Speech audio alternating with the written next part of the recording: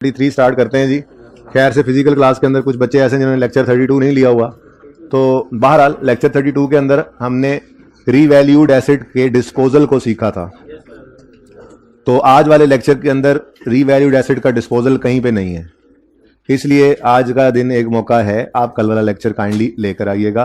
कल वाले लेक्चर का और आज वाले लेक्चर का आपस में कोई ताल्लुक नहीं है, ठीक है। परसों तक के सारे लेक्चर जो हैं वो रेलेवेंट हैं, लेकिन कल वाला लेक्चर जो है वो रेलेवेंट फिलहाल नहीं है, आज के सवाल में नहीं है। मे बी कल के सवाल के अंदर वो आई थिंक अगर नया सवाल को आ गया तो हम उसके अंदर जो है वो उसको भी ले रहे होंगे। डिस्पोजल को सीखना है, बड़ा ही अच्छा सवाल था। डिस्पोजल हमने किया था 2 दिन से, डिस्पोजल ऑफ रीवैल्यूड एसेट पे हम बात कर रहे हैं। परसों बात शुरू कर दी थी रीवैल्यूड एसेट को डिस्पोज करने की, कल फिर उसको हमने मेराज तक पहुंचाया था। तो कल वाला लेक्चर, ऑनलाइन वाले बच्चे तो माशाल्लाह कल वाला लेक्चर लेकर ही आज वाला लेक्चर ले रहे होंगे। बहरहाल इत्तेफाक ही हुआ है कि आज वाला लेक्चर रिलेटेड नहीं है। कुछ उस्ताद कोशिश भी कर लेता है, कुछ इत्तेफाक भी होता है।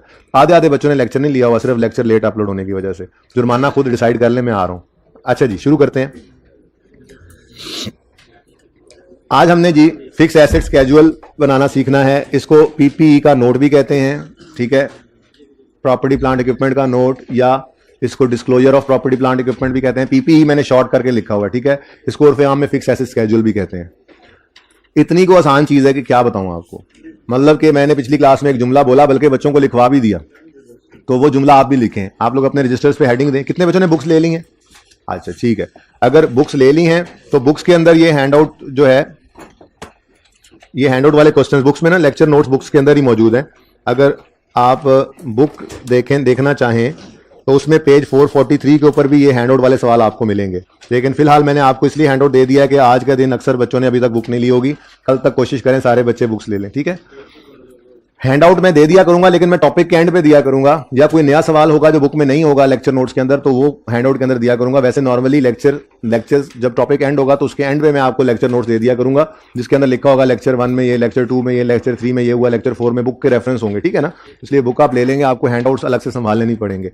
जितने क्वेश्चन हैंड आउट्स के अंदर हमने किए हैं ऑलरेडी, वो भी इन्हीं बुक के अंदर लेक्चर नोट्स मौजूद हैं जहां से किए हैं, तो वो मैं इंशाल्लाह लेक्चर नोट्स बना के आपको इस टॉपिक के एंड पे दे दूंगा, ताकि अगर किसी के लेक्चर नोट्स आगे पीछे हो भी गए हैं तो बुक के अंदर वो सवाल मौजूद होंगे, उनका रेफरेंस मौजूद होगा, वहां से आप देख सकेंगे, ठीक है।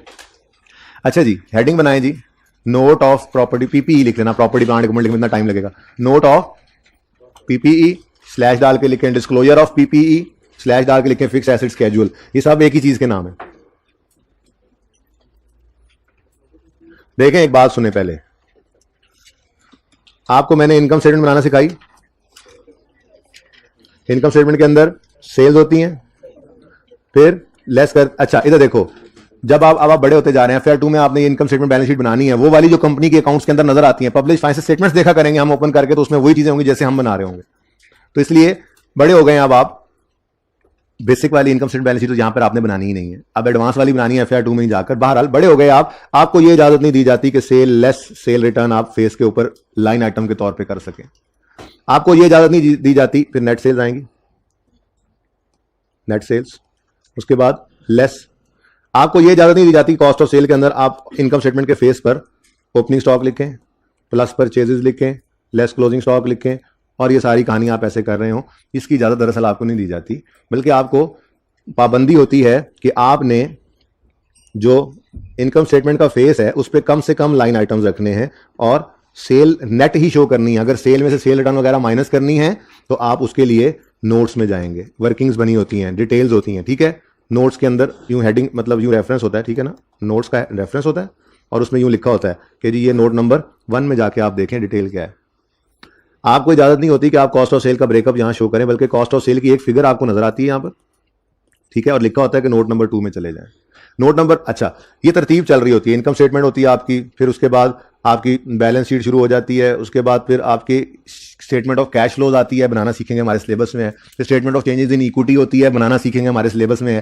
फिर उसके बाद 5 कंपोनेंट्स बताए थे ना आपको कि फाइनेंशियल स्टेटमेंट एक कंप्लीट सेट है, इस सेट के अंदर 5 कंपोनेंट्स होते हैं, एक इनकम स्टेटमेंट, दूसरा बैलेंस शीट, तीसरा कैश फ्लो बनाना सीखनी है, हमारे सिलेबस में है, चौथा statement of change in equity बनाना सीखनी है, हमारे सिलेबस में है, और 5वां है notes to the financial statement, ठीक है। तो तरतीब चल रही होती है, पब्लिश फाइनेंशियल स्टेटमेंट्स भी दिखाऊंगा आपको, ठीक है, वक्त के साथ साथ देखते रहेंगे चीजें। तो इनकम स्टेटमेंट चल रही होती है, बैलेंस शीट चल रही होती है, कैश फ्लो बनती है, चेंज इन इक्विटी बनती है, और फिर notes to the financial statements आ रहे होते हैं। ये notes to the financial statements की हेडिंग के बाद ये कंपोनेंट है, उसके आगे फिर इस तरह से नोट्स होते हैं, नोट नंबर 1 2 3 4 5 6 ऐसे होता है, ठीक है ना। नॉर्मली पहले एक दो नोट्स के अंदर अंग्रेजियां लिखी होती हैं, ठीक है। उसके बाद फिर मिसाल के तौर पे नोट नंबर 3 है सेल का, तो यहां पर जाके नोट्स के अंदर लिखा होगा सेल्स, उसमें उधर लिखा होगा फिर सेल्स लेस सेल रिटर्न्स, ठीक है। वो जो फिगर आएगी मिसाल के तौर पे जी सेल है जी 100 रुपए की, रिटर्न है 5 रुपए की, तो 95 रुपए की सेल फेस के ऊपर 95 नजर आएगा। ये थोड़ी सी बात समझ आ रही है नोट्स क्या होते हैं, ठीक है। ऐसे ही नोट नंबर 4 बना होगा जी कॉस्ट ऑफ सेल्स का, यहां पे लिखा होगा जी ओपनिंग स्टॉक प्लस परचेजेस, कोई आपने कैरेज वगैरह ऐड किया है तो वो less minus less closing stock. मिसाल के तौर पे जी ओपनिंग स्टॉक था 3 रुपए का, परचेजेस की हमने 70 रुपए की, क्लोजिंग स्टॉक जो है वो 5 तो ऊपर ही पड़ा हुआ है, 7 रुपए का क्लोजिंग स्टॉक पड़ा है। बताएं ऐसे ही बताएं क्या आंसर आता है 67। तो ये फेस के ऊपर इस तरह से 67 लिखा होता है, ये इस तरह से फिगर्स लिखे। थोड़ी देर बात समझ आ रही है, ये ना समझना जरा जरूरी था, ऐसी तरह फिर आपको बाद में 67 ये जी नोट नंबर 4 में देख लें। फिर यहाँ पे जीपी आ गया, ये वर्किंग्स नहीं होती, ये नोट्स होते हैं बेसिकली, ठीक है। वर्किंग कह लो इनको, लेकिन ये नोट्स होते हैं, समझ आई। अब ऐसे ही तरतीब चलती जाएगी, जीपी के बाद सेलिंग एडमिन वगैरह आएंगे, उनके अंदर बहुत सारी, सेलिंग एक्सपेंसेस के अंदर सैलरीज भी होंगी, डेप्रिसिएशन भी होगी, इंश्योरेंस भी होगा, पता नहीं क्या कुछ होगा, कुछ 8-10 आइटम्स होंगे, वो सारे के सारे नोट्स के अंदर होंगे। यहां पे नोट का रेफरेंस दिया होगा और फिर नोट्स के अंदर जाकर उनकी तफसीलात होंगी। इनकम स्टेटमेंट खत्म होगी, बैलेंस शीट शुरू हो जाएगी। बैलेंस शीट के अंदर आपके जो है वो इक्विटी एंड लाइबिलिटीज आएंगी, ठीक है। वो इक्विटी एंड लाइबिलिटीज के अंदर अपने नोट्स चल रहे होंगे जी, कोई शेयर कैपिटल का नोट आ रहा है, कोई और जी लाइबिलिटीज का नोट आ रहा है, करते करते करते करते आगे जाएंगे, एसेट साइड स्टार्ट हो जाएगी। एसेट्स के अंदर नॉन करंट एसेट्स आएंगे और उनके अंदर वो वाला काम करने की इजाजत नहीं है कि आप लिखो लैंड फिर बिल्डिंग लेस डेप्शन, फिर प्लांट लेस डेप्शन, फिर व्हीकल लेस डेप्शन, ये काम करने की इजाजत नहीं है। बैलेंस शीट के फेस के ऊपर तो आपको सिर्फ लिखने की इजाजत होती है प्रॉपर्टी प्लांट एंड इक्विपमेंट, ठीक है। अब नोट की तरतीब चली आती है 1 2 3 4 5 6 7 8 9, ऐसे ही मैं मिसाल लेता हूं कि ये नोट नंबर 12 है। नोट नंबर 12 यहां पर सिर्फ एक फिगर नजर आती है पीपीई की, वो फिगर अभी जो होगी, ठीक है ना। इसकी जो डिटेल होती है वो प्रॉपर्टी प्लांट इक्विपमेंट के नोट के अंदर होती है, वो नोट नोट्स के अंदर बन रहा होता है, वो नोट बनाना आज हमने सीखना है। अब बात समझ आइए थोड़ी सी कि हम करने क्या जा रहे हैं, ठीक है ना। अच्छा, अब हेडिंग आपने बना ली, हमने क्या बनाना है जी, प्रॉपर्टी प्लांट इक्विपमेंट का नोट, ठीक है। अब एक जादुई जुमला लिखें जिसमें आपकी सारी परेशानियां खत्म कर देनी है। तो जादुई जुमला है, नोट तो कुछ भी नहीं, पिछली क्लास में लिखवाया मैंने, उससे पहले भी पिछले सेशन में भी लिखवाया था बच्चों को, बच्चे बड़े खुश होते हैं ये लाइन जब मैं लिखवाता हूं जी। नोट तो कुछ भी नहीं, ये तो बस एसेट और अक्यूमुलेटेड डेप्रिसिएशन के लेजर्स, ये तो बस एसेट और अक्यूमुलेटेड डेप्रिसिएशन के लेजर्स की स्टेटमेंट फॉर्म में प्रेजेंटेशन का नाम है। ये तो बस एसेट और अक्यूमुलेटेड डेप्रिसिएशन के लेजर्स की स्टेटमेंट फॉर्म में प्रेजेंटेशन का नाम है, ठीक है। बस नोट है, नोट बन गया। हाँ सचमुच, इधर देखो,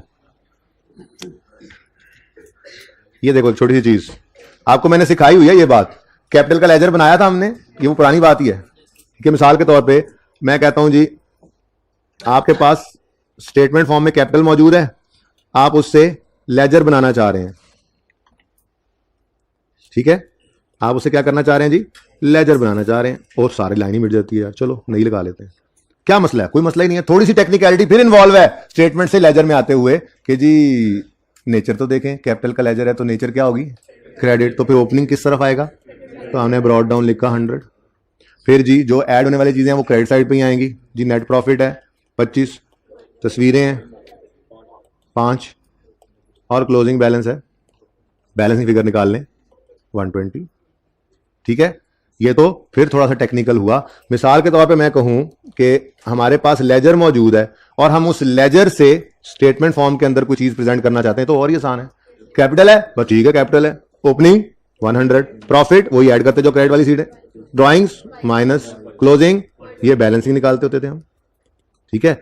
तो ये लेजर और इससे स्टेटमेंट बनाना, ये कौन सा टेक्निकल काम है, ठीक है। अब हमने पिछले 20 लेक्चर्स के अंदर फिक्स एसेट एंड डेप्रिसिएशन पढ़ लिया सारा, ये 16, उसमें हमने स्ट्रेट लाइन मेथड देखा, रिड्यूसिंग बैलेंस देखा, और एक वो हमने आउटपुट मेथड भी देखा। एक और मेथड है सम ऑफ ईयर्स डिजिट मेथड, वो भी मैं किसी को करा दूं, किसी एमसीक्यू में ना आ जाए, वैसे उसका प्रैक्टिकली कोई यूज ज्यादा है नहीं, वो भी कर लेंगे वक्त आने पर। बहरहाल हमने मेथड ऑफ एडिशन देखे, फिर हमने एडिशन देखा, क्या ट्रीटमेंट डिस्पोजल हुआ देखा, फिर हमने जिसके अंदर जो है वो एक्सचेंज की ट्रांजेक्शंस को देखा, डिस्ट्रक्शन को देखा, चेंज इन एस्टीमेट को देखा, एसेट अकाउंट को, बुक वैल्यू, हमने बहुत कुछ देख लिया। कॉस्ट डिटर्मिनेशन को पढ़ा, एसेट की कॉस्ट में क्या क्या शामिल हो सकता है, इनिशियल मेजरमेंट क्या हो, सबसे ये सारा कुछ तो पढ़ते पढ़ते ही आए। तो जो हमने 20 लेक्चर से पढ़ा है ना, उनके पढ़ने के बाद लेजर बन जाया करते थे। बोलो, वर्किंग हुई, एंट्रीज हुई, लेजर बन गए, बन जाते थे। जब लेजर बन गया है तो उसको सिर्फ स्टेटमेंट फॉर्म में कन्वर्ट करना है तो नोट बन जाना है। लेकिन वो अलग बात है कि हम लेजर बना के नोट नहीं बनाया करेंगे। हम तो बड़े हो गए हैं, अगर वो लेजर मांगेगा तो लेजर बनाएंगे, नहीं मांगेगा तो डायरेक्ट नोट बनाना भी सीख लेंगे। बहरहाल कुछ नया अब हमने नहीं पढ़ना, ठीक है। तो ये मैं आज एक सवाल करवाऊंगा, इसको मैं तकरीबन सारा सवाल ही मैंने करवा दिया था आज, मुश्किल वाला। वैसे 3 सवाल हमने करने, 2 छोटे छोटे सवाल और एक एग्जाम लेवल का सवाल आज हमने करना है, वो मैंने तकरीबन करवा ही दिया था, लेकिन फिर भी मैं कल उसको दोबारा करवाऊंगा। फिर एक आधा और सवाल आप लोगों के साथ डिस्कस करूंगा। परसों के टेस्ट में भी नोट का सवाल आएगा। उसके बाद फिर हम नोट को फॉर द टाइम बिंग रोकेंगे और IAS 36 का टॉपिक पढ़ेंगे। जब वो पढ़ लेंगे तो फिर उसको मिक्स करेंगे और नोट बनाएंगे।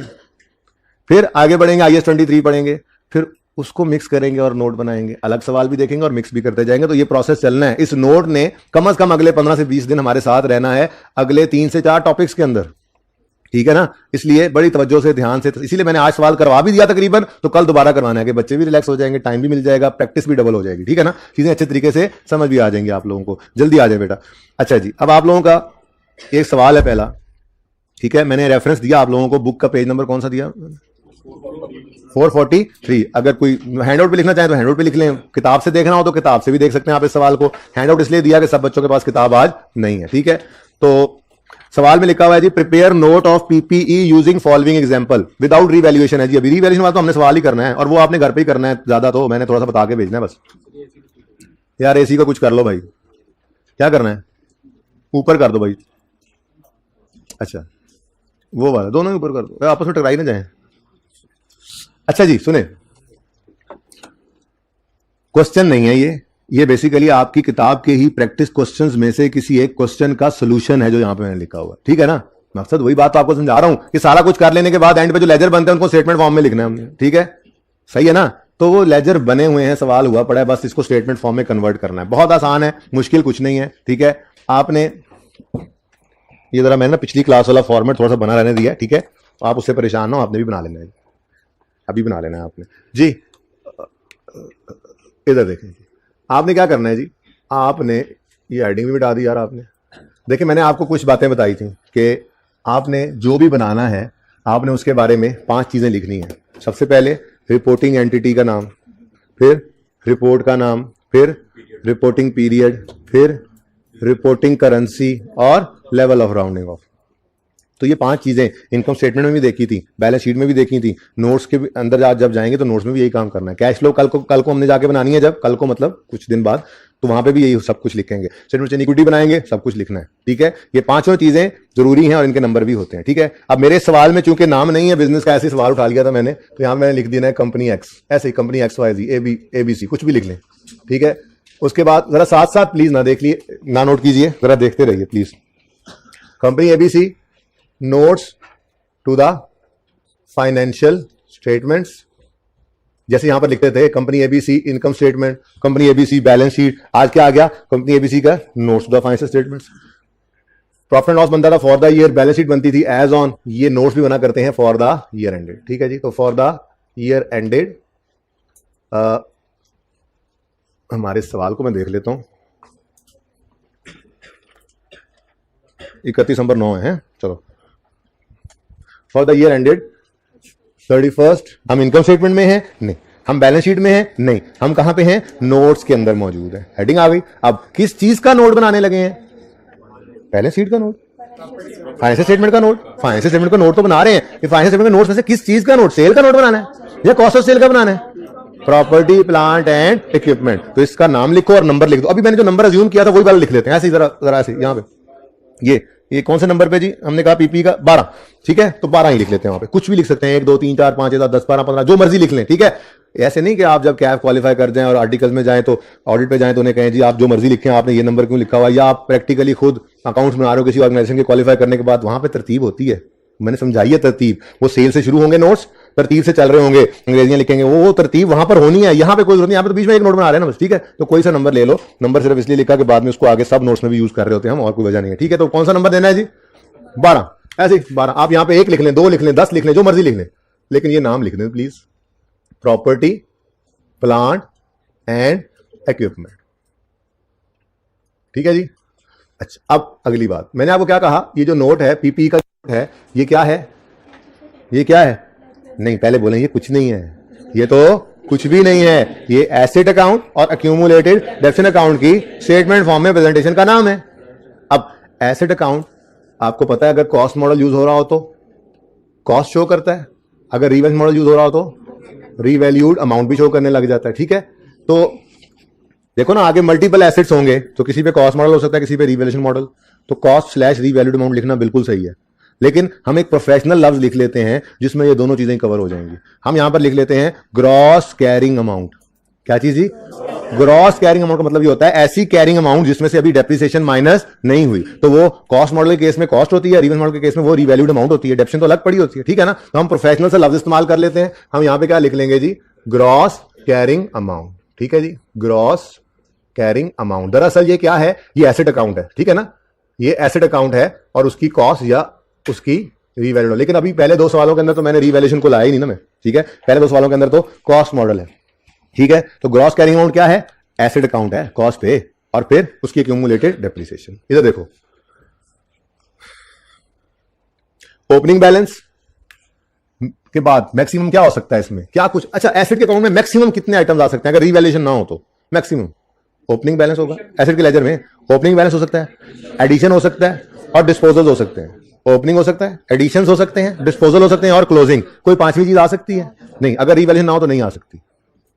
मैंने पहले बोला भाई रीवैल्यूएशन हो, ठीक है, मैं नहीं बना रहा ना यार डब्ल्यूडीवी के ऊपर, मैं बुक वैल्यू के ऊपर एसेट अकाउंट नहीं बना रहा। किसने बोला, एसेट अकाउंट में कह रहा हूं कॉस्ट पे क्या शो कर सकता है मैक्सिमम। ठीक है, एसेट अकाउंट अगर कॉस्ट पे बन रहा है तो मैक्सिमम 4 चीजें आ सकती हैं, ओपनिंग, एडिशन, डिस्पोजल्स और क्लोजिंग। जरूरत नहीं है प्लस माइनस लिखने की, लेकिन अगर पहला दिन लिखना चाहो तो लिख लो, एडिशन क्या होगा ओपनिंग में, ऐड होगा, और डिस्पोजल क्या होगा, माइनस। ठीक है, फिर एक्यूमुलेटेड डेप्रिसिएशन का लेजर अगर रीवैल्यूएशन नहीं है तो मैक्सिमम क्या क्या चीजें आ सकती हैं, opening, depreciation expense for the year, disposal की डेप्रिसिएशन जो डेबिट साइड पे आती है, एक्यूमुलेशन डिस्पोजल की वो डेबिट साइड पे, और क्लोजिंग, और को पांचवी चीज नहीं आती तो opening, depreciation expense for the year, depreciation लिख दो, और डिस्पोजल की डेप्रिसिएशन जो डेबिट होती है यानी माइनस। अब अगर ये डेबिट नेचर का अकाउंट है, ये क्रेडिट नेचर का अकाउंट है। ठीक है, तो इस ओपनिंग के अंदर डेप्शन क्या होना होता है, ऐड, और डिस्पोजल की डेप्शन माइनस। तो यहां डेबिट क्रेडिट सोचने की वजह सुकून से देख लो, बस ओपनिंग में से माइनस प्लस क्या हो, ये क्लोजिंग बन गया। ठीक है, अब जरा देखिएगा ध्यान से, मैं क्या बनाने लगा हूं, मैं इस ऑर्गेनाइजेशन एबीसी का नोट बनाने लगा हूं जिसके अंदर हमारे पास 2 अकाउंट्स, 2 क्लास ऑफ एसेट्स हैं। क्या क्या, प्लांट एंड मशीनरी और व्हीकल। ठीक है, अच्छा ये ना मैं तीसरा चौथा डब्बा भी बना रहने दूंगा, बाद में मुझे बनाना पड़ना है। ठीक है ना, फिलहाल ये यूज नहीं होना। ठीक है, जितने एसिड्स की क्लास हो उतने कॉलम्स बन जाएंगे। जैसे कौन कौन से मैंने कहा भी यूज हो रहे हैं, प्लांट एंड मशीनरी, तो ये जी प्लांट एंड मशीनरी का हमारा कॉलम बन जाएगा, प्लांट एंड मशीनरी। ठीक है जी, और दूसरा क्या है जी, व्हीकल, तो ये हमारा व्हीकल्स के लिए बन जाएगा, और तीसरा होगा टोटल, ये टोटल कॉलम भी बनाना है हमने। ओके, ये जरा प्लानिंग कर लें। ये चौथा कोई नहीं होना आपके पहले सवाल के अंदर, बल्कि दूसरे में भी नहीं होना, ये बस अगले किसी सवाल के लिए बना हुआ है, मैंने कहा क्या मिटाऊं और फिर अगली बार बनाऊं। ठीक है ना, इतना सा नोट है बस, इतना सा। ठीक है, सही है, चले। अच्छा अगली बात, पहला सवाल मैं रुपीज इन थाउजेंड में कर लेता हूं, वो हो जाएगा। दूसरा सवाल जो है वो, बल्कि चले पहला सवाल है शुरू से ही कर लेते हैं, रुपीज में ही कर लेते हैं। वैसे रुपीज इन थाउजेंड भी एक रुपीज इन थाउजेंड कर लेते हैं, एक रुपीज में कर लेते हैं। ठीक है, ये रुपीज में कर लेते हैं, इन थाउजेंड में कर लेते हैं, बल्कि क्योंकि इसकी फिगर थोड़ी सी बड़ी है, इसकी फिगर थोड़ी सी बड़ी है, अगले की सवाल की फिगर्स बहुत ही छोटी हैं, इसलिए उसको रुपीज में कर लेते हैं। ठीक है, बल्कि मैंने नोट किया हुआ है। अच्छा अब भाई ये मिटा दो, कंफ्यूज तो नहीं हो रहे उससे, ये कोई नहीं है आपके पास, यहाँ पे आपका नोट खत्म हो रहा है। ठीक है ना, बस इससे आगे कुछ नहीं है। ओके, अच्छा अब करना क्या है, सिर्फ लेजर्स को स्टेटमेंट फॉर्म में, बहुत आसान काम है। देखो इधर प्लांट एंड मशीनरी का अकाउंट है, एक्यूमुलेटेड डेप्रिसिएशन अलग नजर आ रही है, तो इसका मतलब एसेट अकाउंट कॉस्ट पे बन रहा है। ठीक है ना, ये एसेट अकाउंट में ओपनिंग कितना लिखा हुआ है, बोलो कितना, 500। इधर देखो ओपनिंग 500, साथ साथ नोट नहीं करना प्लीज। ठीक है, नेक्स्ट एडिशन। अब ये नहीं कि जितने एडिशन आ रहे हैं उतनी दफा एडिशन लिखेंगे, एडिशन 50 भी आ रहे होंगे तो उनको इकट्ठा करके ऐड करके एक ही फिगर लिखनी है, एडिशंस। ठीक है, एडिशन है 90 जमा 120 कितना, 210, तो एडिशंस आ गए 210। ठीक है, यार ये मैं डिब्बे फिर बना लूंगा, ऐसे मुझे लग रहा है कि आप लोग कंफ्यूज ना हो, पता नहीं क्यों। ये इतना सा नोट बनना है ना, मैं ये कह रहा हूं, इससे आगे कुछ नहीं होना। ओके अच्छा, उसके बाद debit side over, opening medicine add हुए, डिस्पोजल की कॉस्ट 190 माइनस 190। आपने नहीं ये जगह खाली छोड़ी है, मैंने अगले सवाल के लिए छोड़ी हुई है। आपने बस ये 3 लाइनें हो गई, चौथी के अंदर क्या लिखना है, क्लोजिंग बताओ। यहाँ पे देखो कितना 520, यही क्लोजिंग उधर भी है 520। तो क्या किया, एसेट का लेजर बना हुआ था कॉस्ट पे, ठीक है, कॉस्ट एसेट अकाउंट कॉस्ट का लेजर बना हुआ था, उसको स्टेटमेंट फॉर्म में प्रेजेंट कर दिया। ठीक है, नेक्स्ट क्या है, एक्यूमुलेटेड डिप्रिसिएशन। ठीक है, एक्यूमुलेशन का opening 170, depreciation expense for the year 44 लिख दूं, 44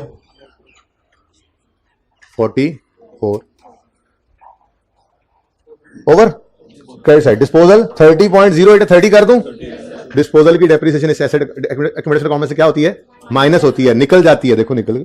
ठीक है, क्लोजिंग बताओ 184। अच्छा देखो, एक काम करना है आपने, पहले ये 184 लिखना है। ये 184 क्या है, इस डिब्बे का टोटल है, और ये डिब्बा क्या है, एक्यूमुलेटेड डेप्रिसिएशन। पहले साइन लगा गए ना तो फिर परेशान हो गया, ठीक है ना, तो कंफ्यूज नहीं होना बिल्कुल भी। ये क्या है, एसेट अकाउंट का क्लोजिंग, ये क्या है, एक्यूमुलेटेड का क्लोजिंग। लेकिन हमारी किताबों में तो एसेट बुक वैल्यू पे नजर आता है, तो बुक वैल्यू कैसे आती है, कॉस्ट माइनस एक्यूमुलेटेड डेप्रिसिएशन। तो कॉस्ट माइनस, अब लगाओ माइनस, पहले माइनस लगाओगे ना तो कंफ्यूज करेगा ये, ठीक है ना। पहले डिब्बे का टोटल करो, ओके, कितना आ गया 336।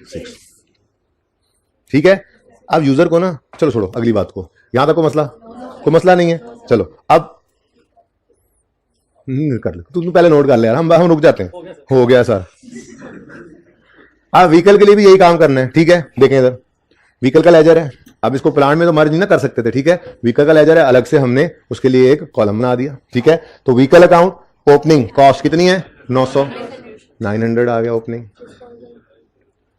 नेक्स्ट, कोई एडिशन नहीं है तो कोई बात नहीं, इधर 0 लिख दो या डैश लगा दो, कुछ नहीं है जी, ठीक है। डिस्पोजल 40 है, 40 और 860 आ गया क्लोजिंग, ठीक है। देन एक्यूमुलेटेड डेप्रिसिएशन का ओपनिंग 300, तो मेरा पेट्रोल ही बड़ा लग गया आन जान से, 300। उसके बाद depreciation expense for the year add होगा इसमें, 87.6 है, 88 कर दूं, 88, ठीक है। फिर डिस्पोजल है, डिस्पोजल 11, क्लोजिंग 377। इधर साइन नहीं लगाना पहले, ठीक है ना, वरना कंफ्यूज करेगा। ये डिब्बा, इस डिब्बे का टोटल आ गया this plus this minus this. अब ये कॉस्ट है क्लोजिंग, ये एक्यूमुलेटेड डेप्रिसिएशन है क्लोजिंग। अब कॉस्ट में से एक्यूमुलेशन को क्या करना है, माइनस करना है बुक वैल्यू लेने के लिए, 483। ठीक हो गया। अब टोटल कॉलम को बता दो, 1400, 210 सॉरी 230 माइनस क्लोजिंग। इधर टोटल कर लो, इधर से कर लो, एक ही बात, 0। इधर आ गया जी 470, 41 माइनस 561, माइनस करो इस कॉस्ट में से इसको जी, 819, ठीक है जी। अब ये 819 जो है ना, इधर देखो, ये 819, ये 819, ये 819, आजा भाई, ये 819 इधर नजर आएगा, ठीक है। यूजर का बैलेंस शीट के अंदर नजर आएगा 819। वो कहेगा मुझे इसकी डिटेल बता दें, मुझे इसकी डिटेल बता दें, तो हम कहेंगे नोट नंबर 12 में चले जाओ, ऐसे लिखो। ऊपर नोट्स की हेडिंग है, वो जरा दूर होगी इसलिए नजर नहीं आ रही, मैं यूं लिख देता हूं। हम उसे कहेंगे जरा चले जाओ, डिटेल देखनी है, नोट 12 में चले जाओ। वो आगे जाएगा, नोट 12 ओपन करेगा। नोट 12 के अंदर ये सारी कहानी होगी, ये जी हमारे पास ये एसेट्स हैं, स्टार्ट में साल के इतने थे, इतने ऐड हुए, इतने लेस हुए, क्लोजिंग है, इतनी डेप्शन है, इतनी डिस्पोजल डेप्शन है, ये क्लोजिंग है, ये बुक वैल्यू है, सारा कुछ बता दिया यूजर को। लेकिन यूजर के ज़हन में अभी कुछ सवाल आते हैं, जैसे आपने सब्सिक्वेंट मेजरमेंट में कॉस्ट मॉडल यूज किया या रिवैल्यूएशन। ने कहा जी हमने रिवैल्यूएशन मॉडल तो अभी यूज ही नहीं किया, कॉस्ट मॉडल यूज कर रहे हैं। तो स्टैंडर्ड ने कहा ये बात लिख के बता दो ना यूजर को। तो ये मेन बॉडी के नीचे, फौरन बिल्कुल नीचे हमने लिखा मेजरमेंट बेसिस, और हमने यहाँ पे लिखा जी कॉस्ट मॉडल है। कौन सा मॉडल है, और फिलहाल तो दोनों में ही कॉस्ट मॉडल है, ठीक है, ओके। यूजर ने अगला सवाल पूछा, मेथड ऑफ डेप्रिसिएशन क्या है। अब इस सवाल में तो आपको पता नहीं है ना, साथ वालों को जगाते रहे, हर बच्चा अपने साथ वाले बच्चे को जरा चेक कर ले, सो रहा हो तो जगा रहे हैं। अच्छा, हर बच्चा। अच्छा जी, क्या कह रहा था मैं? हाँ, अभी ये सवाल चूंकि कंप्लीट आपके सामने है नहीं ना, इसलिए ये फिलहाल मैं जो कह रहा हूं वो मान लो, ठीक है ना। वैसे सवाल के अंदर लिखा होगा सब कुछ, अभी सवाल करते हैं हम, आगे क्वेश्चन बैंक करना है हमने, एग्जाम लेवल का सवाल करना है हमने अभी, ठीक है ना। तो उसमें देख लेंगे, लिखा होता है सब कुछ। जाहिर सवाल आपने करना तो आपको डेफिनेशन मेथड भी बताया होगा, रेट वगैरह भी बताया होगा। बहरहाल यूजर को बताना पड़ता है। यूजर के सामने ना कोई लेजर होता है ना कोई वर्किंग होती है, यूजर के सामने सिर्फ यही चीज होती है, मैक्सिमम डिटेल ये है। अब यूजर को पता नहीं लग रहा मेथड कौन सा है, उसको बता दो, ठीक है। तो यूजर को हमने बताया मिसाल के तौर पर जी, इसमें स्ट्रेट लाइन मेथड था, सीधी लकीर, और इसमें मिसाल के तौर पे रिड्यूसिंग बैलेंस था। ऐसे ही सवाल में गिवन होगा, ठीक है ना। इसमें जी रेट था जी 10% और इसमें जी रेट है जी 25%। ये सवाल के अंदर गिवन होगी जो बातें, ये भी यूजर को लिखकर हमने बता देनी। ये मैंने अज्यूम की हैं तीनों चीज, ये तो कॉस्ट मॉडल तो नजर आ रहा था, ये दोनों चीजें अज्यूम की हैं मैंने, सवाल में गिवन होंगी, अज्यूम नहीं करनी होती, ठीक है ना। इस पे आप रेट भी लिख सकते हो या लाइफ भी लिख सकते हो। आपको पता है 10% का मतलब 10 ईयर्स भी होता है, तो आप लाइफ भी लिख सकते हो। ओके, सही है। ये आपका जिंदगी का पहला नोट करें। बल्कि मैं तो कहता हूं इधर देखें, नोट बाद में करिएगा, पहले इधर देखें, इधर देखें क्या लिखा हुआ इधर, अल्लाह माफ करे क्या लिख दिया गया, prepare note of PPE in the using ledgers in the following example by, पहले ये करें। इसके अंदर मशीनरी और ऑफिस फर्नीचर है, पहला सफा खाली छोड़ देना जिसपे आप नोट करना शुरू किया हुआ, कोई बात नहीं, साइड में करें उसको, ये सामने मौजूद है, इसको सामने रखें और दूसरा सवाल पहले करें, फिर पहला सवाल बाद में कर लें दूसरे नंबर पर। मैं नहीं मिटाता, फोटोग्राफर हो, पहले जो कहा है वो करो, मैं नहीं मिटाता, पहले आप तस्वीर खींचोगे फिर मिटाऊंगा, जल्दी करो। कंपनी एबीसी है। ईयर एंड सवाल के अंदर वो X9 है मेरे ख्याल से, वो X9 ही लिख लो। सवाल के अंदर देखो ना, ये 31 दिसंबर X9 बन रहा है।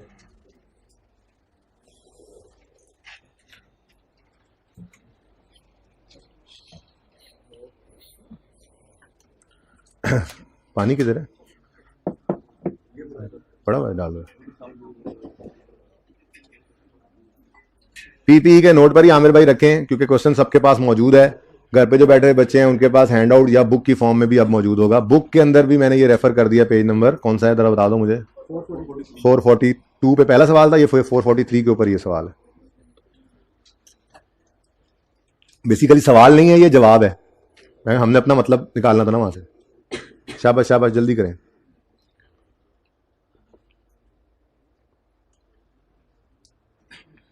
ये आप 1000 में ना करिएगा, बहुत छोटे छोटे इसके अंदर, जैसे ये 320 है एडिशन, अब इसको 0.3 करोगे तो 0 करना पड़ जाएगा, इसलिए इसको ना पूरी फिगर्स में लिख लो, रुपीज में कर लो ये सवाल, 1000 में मत करना।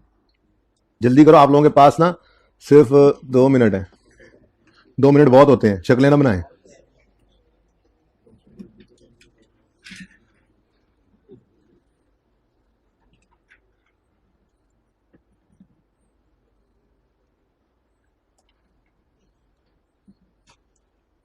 और ये ओवर राइटिंग ना किया करें प्लीज, जो गलत हो जाए फिगर उसको काट के दोबारा लिख लिया करें, ओवर राइटिंग के नंबर कट जाते हैं।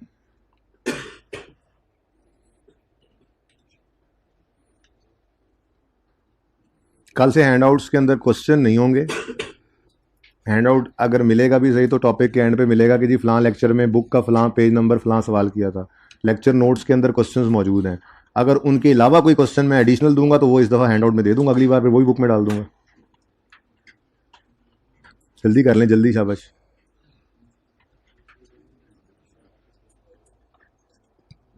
डिब्बे शिब्बे बनाने की आपको कोई जरूरत नहीं है, डिब्बे आर नॉट रिक्वायर्ड। ये मैंने इसलिए बनाया, मेरे सामने ज़रा लाइनें वगैरह नहीं होती तो मुझे ज़रा आसानी हो जाती है। नहीं बनाने आपने, ना बनाए क्या मतलब, बनाए ही ना, बना लें तो टाइम ज़ाया होगा, बस मर्जी है बना लें, खूबसूरती आ जाएगी, लेकिन टाइम टाइम टाइम बहुत कीमती चीज़ है आप लोगों के लिए, परचे में एक एक सेकंड आप लोगों के लिए बहुत कीमती है, तो डिब्बा बनाने में बहरहाल टाइम लग जाता है।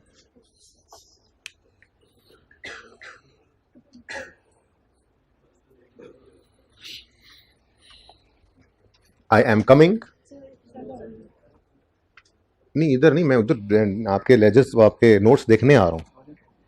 मैं क्या डिब्बा ना बना, चल एक बार बना ले, अब एक बार बना ले, फिर ना बनाए।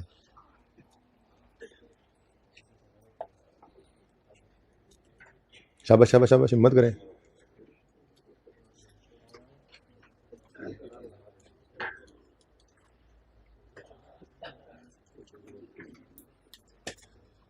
लेकिन डिब्बा ना बनाने का मतलब ये नहीं है कि आपने ओपनिंग एडिशन डिस्पोजल के बाद लाइन भी नहीं लगानी क्लोजिंग बैलेंस लिखने से पहले। लाइन तो लगा लें क्लोजिंग लिखने से पहले कि टोटल है 520 टोटल है ऊपर वाले 3 फिगर्स का, तो जरा 520 से ऊपर एक लाइन कम से कम जरूर लगा लें। इन्नी भी अन्नी ना मचाओ। खूबसूरत डब्बे बनाए यार तुमने हैं। ओए होए, नहीं कोई बात नहीं, मैं कह रहा हूँ अच्छे बनाए, प्यारे लग रहे हैं, खूबसूरती आ गई है। ये बेटा ऊपर जगह क्यों छोड़ी? अच्छा, ये कोशिश करें ना, अभी आप ना एक सफ़े के ऊपर बनाएं ज़रा, शुरू के दिनों में नोट एक सफ़े भी आना चाहिए, पर्चे में भी एक सफ़े भी आना चाहिए।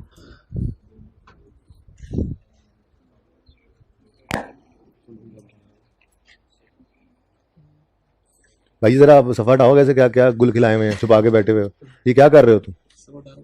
डायरेक्ट क्या मतलब, डायरेक्ट क्या होता है? पर्चे में डायरेक्ट करके आना, फिर नंबर भी डायरेक्ट ही अगली बार दोबारा इस पेपर में उठाएगा तुम्हें। FR1 का रिजल्ट थोड़ा गड़बड़ आया है, उसकी वजह, बड़ी वजह मुझे समझ आती है वो यही है कि बच्चे जो पढ़ के नहीं आए थे इंट्रो, उन्होंने कहा कोई नहीं खा रहा है AFC की तरह, यहाँ भी बस चल जाएगा।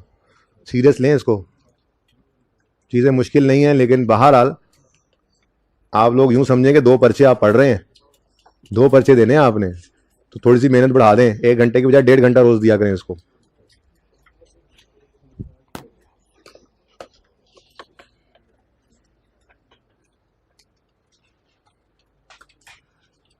सही जी, सही, माशाल्लाह, इतने ज्यादा कीड़े मकोड़े।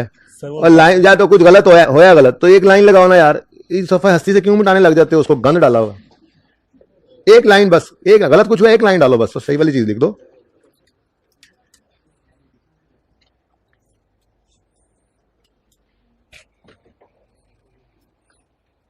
मैं जो देख रहा हूं वो देखता जा रहा हूं। कल पाए आइंदा दिन कर लो, इतनी देर में तुम लोगों के पास पहुंचा हूं, तो अब तक तो बनो ना। मुझे पता है हाइब्रिड में जब मैं पहुंचूंगा तो सबके नोट ऑलरेडी बन चुके होंगे, इतने तेज हैं वो बच्चे, जितनी देर मैंने वहां पहुंचना बने होने चाहिए ना।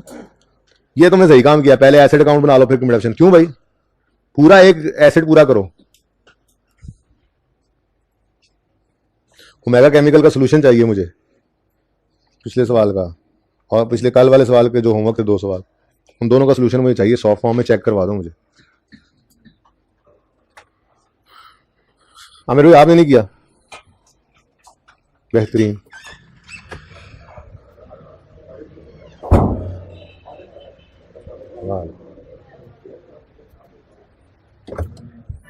क्या चल रहा है यहाँ? तुमने क्या सोचा था सर आएंगे ही नहीं, मैं कुछ करूंगा ही नहीं? एक का बना लिया, बड़ी मेहरबानी भाईजान जो आपने एक का बना लिया, ये एहसान है आपका मुझ पर। भाईजान रजिस्टर दिखाएं जरा,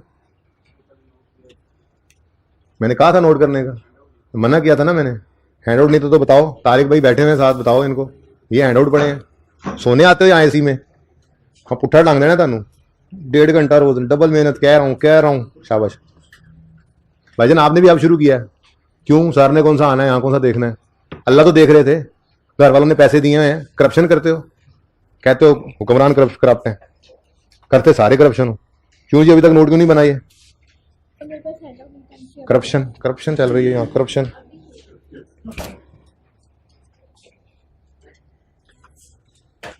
क्या बात है, व्हाट टॉक इज। हाँ तुमने भी यही सोचा था, है? तुम लोगों के तो रजिस्टर वैसे ही मुझे नजर आ रहे होते हैं, ये आज थोड़ा सा सही नजर आ रहा है एंड पे, आज थोड़ा ये नहीं है ये इसका व्यू, मजे का नहीं ना है आज, हाँ? और जूम इन भी नहीं है, लाइट की तो है, ये जूम इन नहीं है आज, बहुत जगह नीचे ऊपर खाली है। चले ये चेक करते हैं।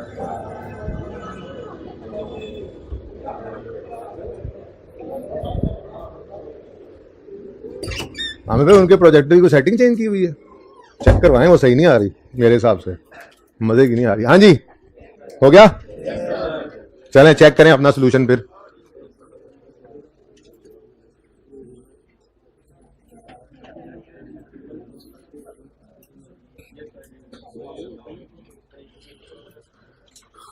Company x note financial for the year ended 31 दिसंबर, ये FS और FY ये PP ये नहीं लिखना आपने, नंबर कटेंगे आपके। लॉ का बच्चा दिया था तुमने क्रैश में।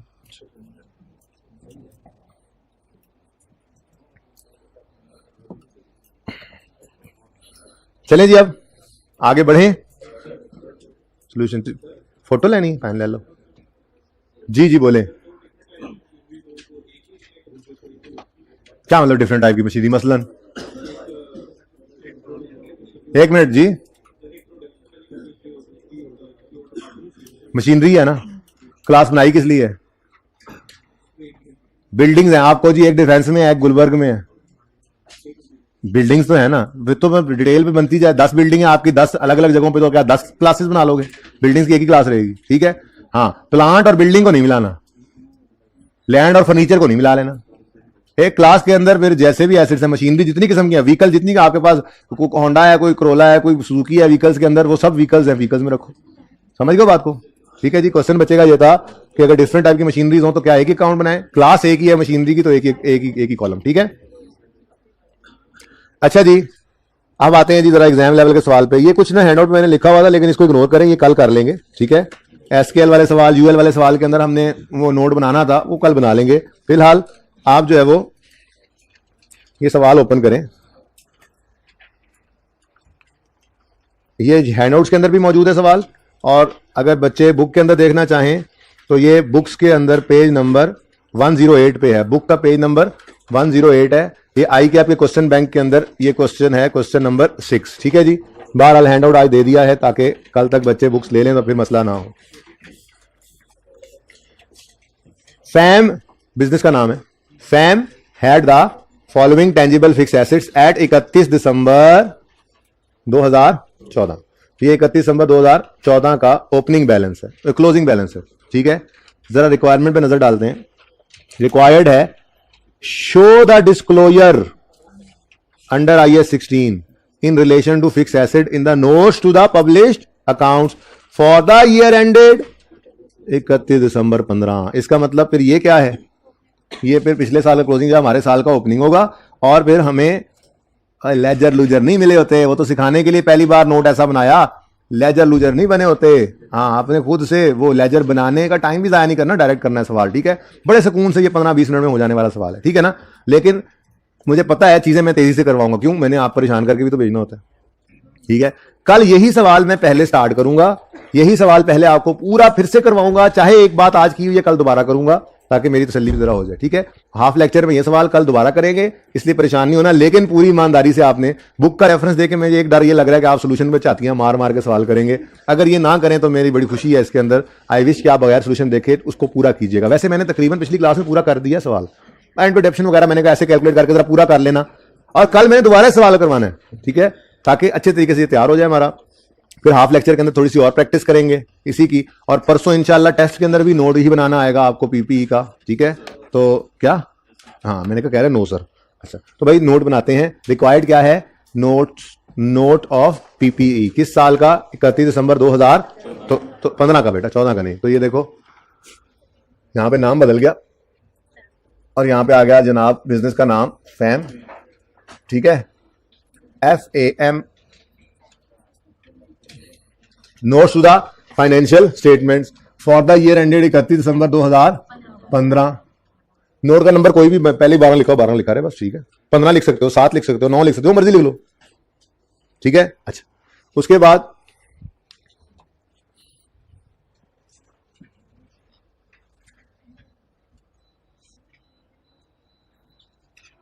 आपने फॉर्मेट कैसे बनाना है पर्चे के अंदर, ये भी बता देता हूं आप लोगों को, ठीक है ना।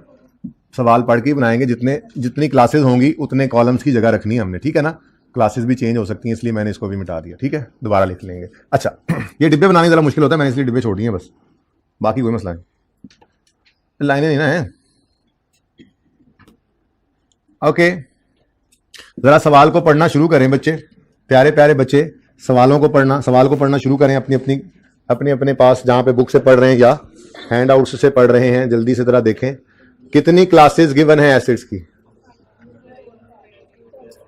लैंड एक क्लास, बिल्डिंग दूसरी क्लास। अच्छा, लैंड और बिल्डिंग इकट्ठा भी कभी कभी आ जाता है, परेशान नहीं होना, हम अलग ही कर लिया करेंगे, हमारे लिए आसानी इसी में है, ठीक है। लैंड है आज तो अलग अलग ही है, बिल्डिंग है, फिर प्लांट एंड मशीनरी है, फिर फिक्सचर्स एंड, अच्छा अगली बात सुनो, जो लिखा है ना एसेट अंडर कंस्ट्रक्शन, वो पीपीई नहीं होता। आपको याद होगा मैंने एक वादा किया था, आपको कॉन्सेप्ट दूंगा, कॉन्सेप्ट कल दूंगा इंशाल्लाह, जाहिर है। आज इसको इसका कॉन्सेप्ट शायद आज ना दे सकूं, पिछली क्लास में नहीं दे सका, तो बहरहाल पिछली क्लास में जो कि कल देना है तो आपको भी कल ही मिलेगा। 4 क्लासेज हैं, 5वीं नहीं। देखो जो अंडर कंस्ट्रक्शन एसेट है जब तक वो कंस्ट्रक्ट होकर कंप्लीट नहीं हो जाता वो पीपीई नहीं बनता, वो वर्क इन प्रोग्रेस है। तो फिर हम तो पीपीई का नोट बना रहे हैं ना, तो मेन बॉडी के अंदर हमने नहीं लेना इस कैपिटल वर्क इन प्रोग्रेस को। तो सवाल को फिलहाल मैंने पढ़ा नहीं, आपके साथ मिलकर पढ़ता हूं मैं, लेकिन मुझे पिछली क्लास में कर लिया था, मुझे पता है। ओके कितने हेड्स हैं देखो। FAM had following tangible fixed assets at 31 दिसंबर 2014। भाई अगर कोई क्लोजिंग में नहीं भी रहेगा, ओपनिंग में तो पड़ा है ना, कॉलम तो बनना ही है, इसलिए ये चारों कॉलम्स बनेंगे। लैंड का बनेगा, बिल्डिंग्स का, प्लांट मशीनरी का, फिक्सचर्स एंड फिटिंग्स का। लेकिन ये जो एसेट अंडर कंस्ट्रक्शन है ना, इसको कहा जाता है कैपिटल वर्क इन प्रोग्रेस। क्या कहा जाता है जी? कैपिटल वर्क इन। तो ये जो CWIP में शॉर्ट में लिख रहा हूं, ये CWIP है, ये पॉइंट नंबर 1 के अंदर लिखा हुआ है कि ये बिल्डिंग से रिलेट करता है, तो इसलिए ये CWIP ऑफ बिल्डिंग जो है ये CWIP है, PPE नहीं है, इसलिए इसको फिलहाल इग्नोर करेंगे। इसका क्या करना है ये आज देखूंगा, बात कुछ हो थोड़ी सी तो करके भेजिए बहरहाल बात, लेकिन कंप्लीट कॉन्सेप्ट कल इंशाल्लाह इसका डिस्कस करूंगा, ठीक है ना। बहरहाल इतना पता लग गया हमें कि हमने कितने कॉलम्स बनाने हैं, 4। अदर इन्फॉर्मेशन में कोई नया भी आ सकता है, नई क्लास भी आ सकती है, लेकिन पहला दिन है ना, सारी बातें बता के कर रहा हूं कि मैंने सवाल पिछली क्लास में करवा दिया है, ठीक है। इसमें 4 ही कॉलम से 4 ही रहे हैं, ठीक है ना। तो हमने प्लानिंग करनी है इस तरह से आज के 4 कॉलम्स और 5वां टोटल आपने घर पे जो बनाना है उसकी जगह छोड़ देनी है। और कौन कौन से हैं जी? ये बोले, लैंड है, बिल्डिंग्स है, बिल्डिंग्स, फिर प्लांट एंड मशीनरी है, फिक्सचर्स एंड फिटिंग्स है।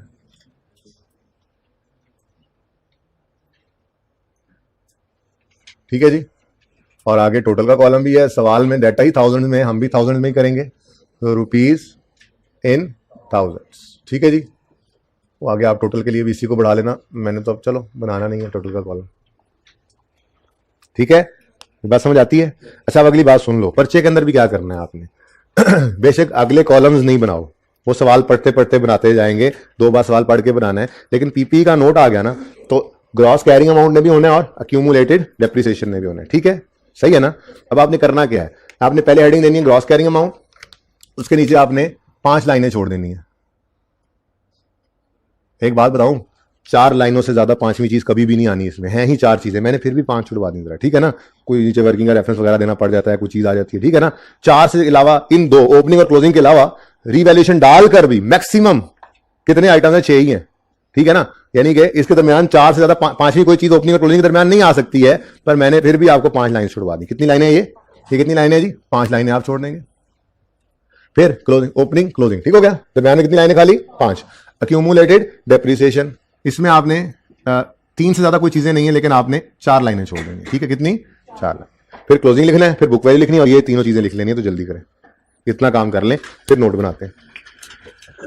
रीवैल्यूएशन भी आ जाएगी ना, तो उसके लिए मैंने मैक्सिमम लाइनें छुड़वा दी, आप मैंने लिख भी दिया, जल्दी करें, शाबाश, जल्दी जल्दी जल्दी जल्दी जल्दी जल्दी जल्दी जल्दी जल्दी जल्दी जल्दी जल्दी। टोटल कॉलम की जगह भी आपने रखनी होगी, आप तो आप हैं। आप कहें जी ये पूरा नहीं आ रहा समय, लैंडस्केप बना ले, मुझे क्या इससे, लेकिन टोटल कॉलम आपने घर पे बनाना है, मैं नहीं बना रहा। ये सवाल कल इंशाल्लाह दोबारा नए सिरे से करवाऊंगा, इसलिए बिल्कुल परेशान नहीं होना। कोई चीज आपको लगे तेजी से पढ़ ली, अब क्या करें, कुछ नहीं होगा। ये सवाल मैंने 2 दिन में करवाना है, यूं समझ ले, लेकिन पूरा इसलिए कर रहा हूं कि बात आधी ना रह जाए, और फिर जो बच्चे कोशिश करना चाहें घर पे वो खूब इसके ऊपर मेहनत कोशिश करें। ये सवाल बुनियादी सवाल है, जिंदगी में पहली बार एग्जाम लेवल का सवाल कर रहे हैं, तो जो इस पे आज घर जाके मेहनत कर लेगा, समझ तो कल हर चीज की आ ही जानी है। नोट बनाने में फिर जिंदगी में उसको मसला नहीं रहेगा कोई,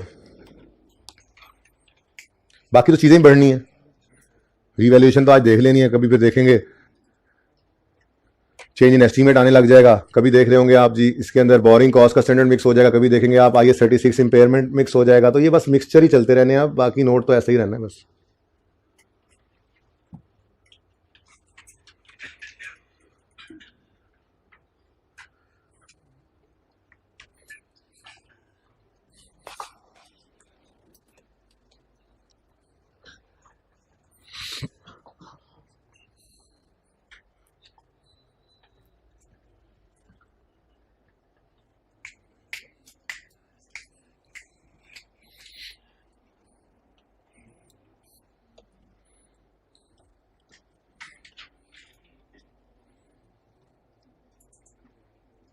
जी डन। अच्छा अभी तो देखें, जल्दी करो,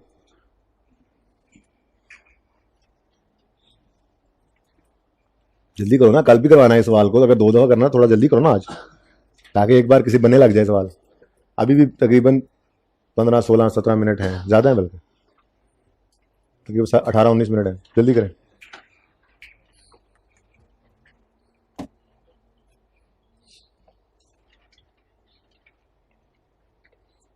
बीस मिनट है।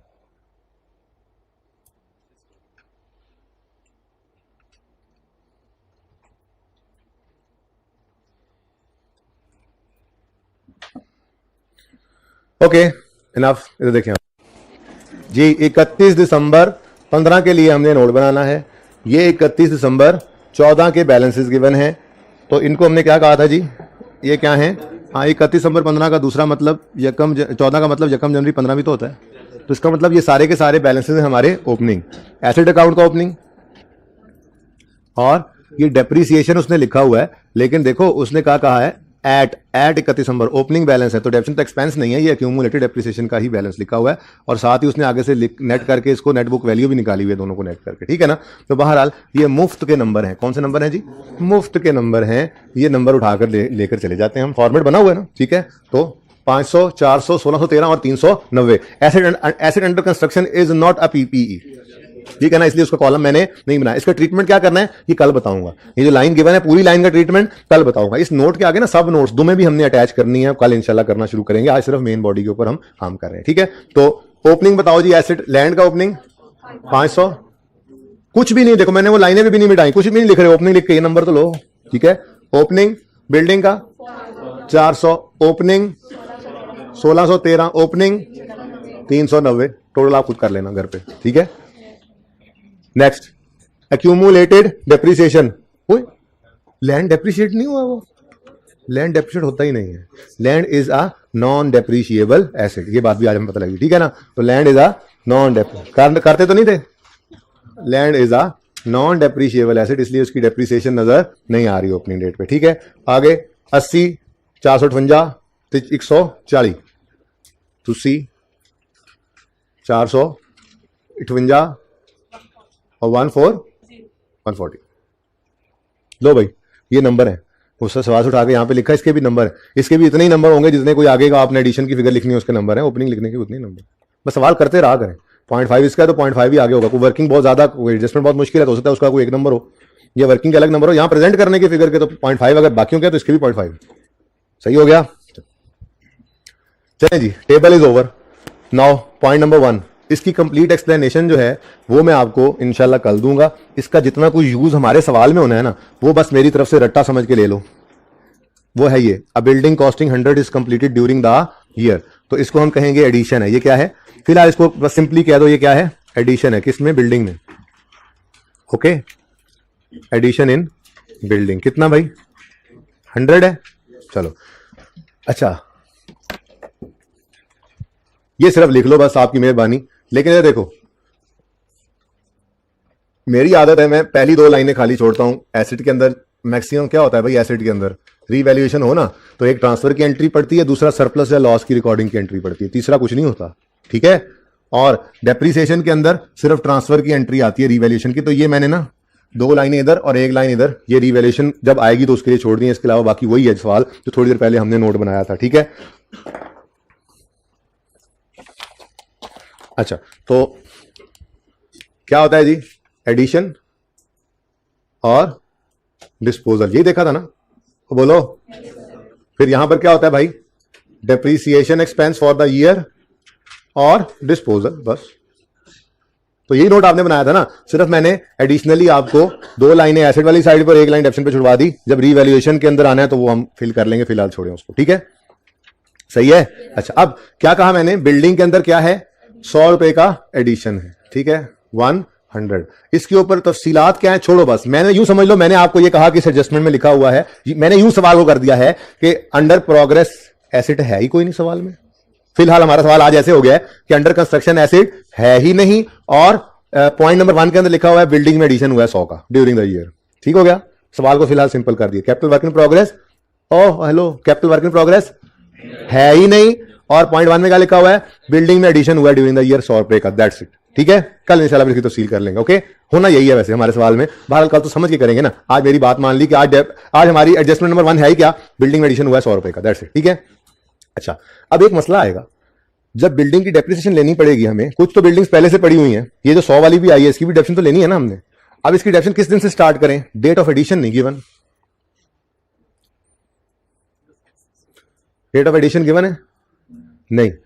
एक उसूल लिख लो, वो ये नहीं कि इस सवाल के लिए है, वो हमेशा के लिए है। ठीक है, अगर पहले सुन लो फिर लिख लेना, पहले सुन तो लो।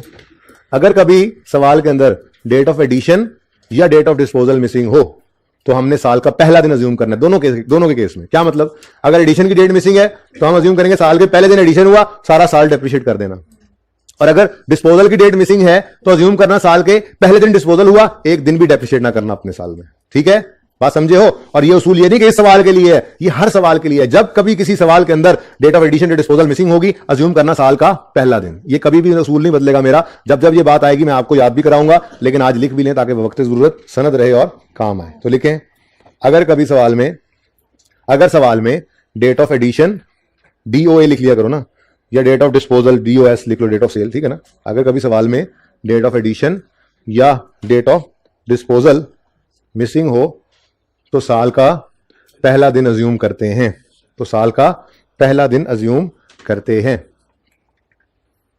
ठीक है, तो सही है।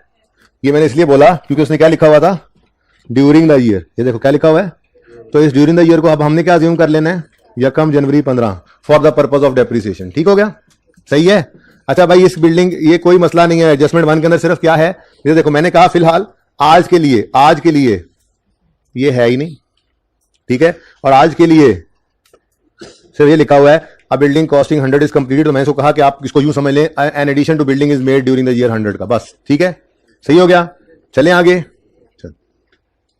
पॉइंट नंबर 2 पढ़ें जी, क्या लिखता है, a deposit of 20 is paid for a new computer system which is undelivered at the year and. इसकी एंट्री करेंगे कंप्यूटर डेबिट कैश क्रेडिट। ठीक है जी, कंप्यूटर डेबिट कैश क्रेडिट, सही है जी। अब कंप्यूटर के लिए नया कॉलम बनाना पड़ेगा या इसको फर्नीचर फीचर में डाल दें, समझ नहीं आ रही। डिपॉजिट नहीं, अलग कॉलम डाल लें, नहीं क्या करें फिर, फिक्सचर में डाल दें। चलो, पहली बात यह है कि ये एसेट है ही नहीं अभी। अल्लाह के बंदों किस वजह से पढ़ गए हो, कंप्यूटर नहीं आया, एडवांस फॉर कंप्यूटर दिया है, advance for computer debit cash credit करना है। कंप्यूटर तो अभी डेबिट कर ही नहीं सकते, बोलो ये कर ही नहीं सकते थे।